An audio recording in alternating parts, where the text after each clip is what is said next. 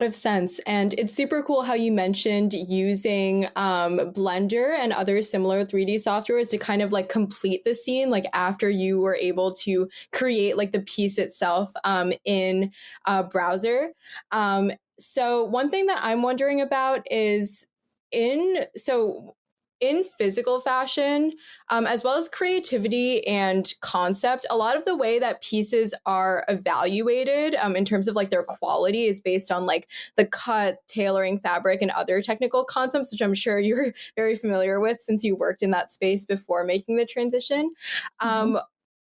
When kind of making the jump to digital fashion, what are kind of like the criteria for evaluating fidelity and craft that are analogous to those elements like in like a physical piece of clothing? So when you're looking at like a digital piece.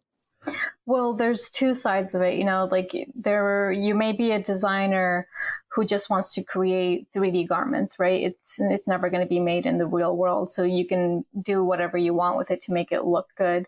And then there's the other side of it where sort of like what my service company offers. Like we work with companies that are actually all trying to fit in 3D. So, and that garment is going to be produced.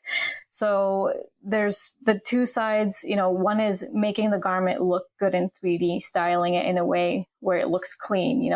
It's gotta, like if you're sculpting a vase, right? Like if you're sculpting a vase and you're making it look really sloppy, it's like the same concept. Basically, you're not putting much work into it. It's going to look sloppy. If you spend a long time on it, you're making sure to make it all look clean on all sides. It's nicely styled.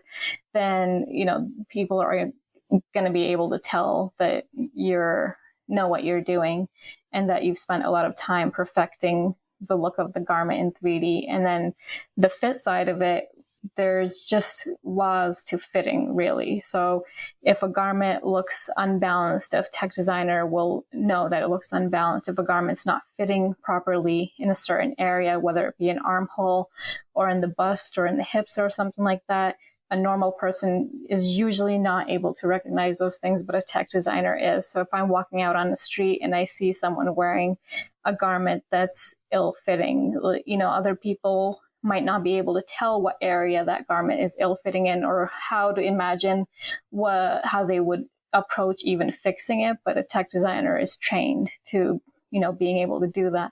So we do this exact same thing in 3D. So if a garment's not fitting right on the avatar in 3D, we know how to manipulate the pattern to make it look good.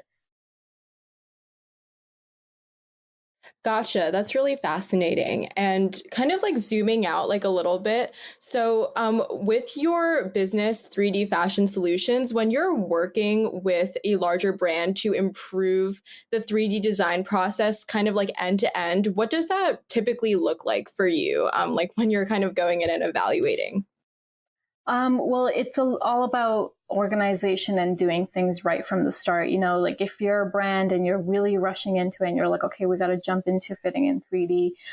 Let's just stitch it all together. And then you like, there are a few things that you definitely need from the start to be able to, be on the right path. And so like the things that I ask my clients for is a DXF pattern, which is really just a pattern, a digital pattern. So before it used to be paper patterns, right? Like, so you cut the pattern into fabric and you stitch the fabric together. And we still use paper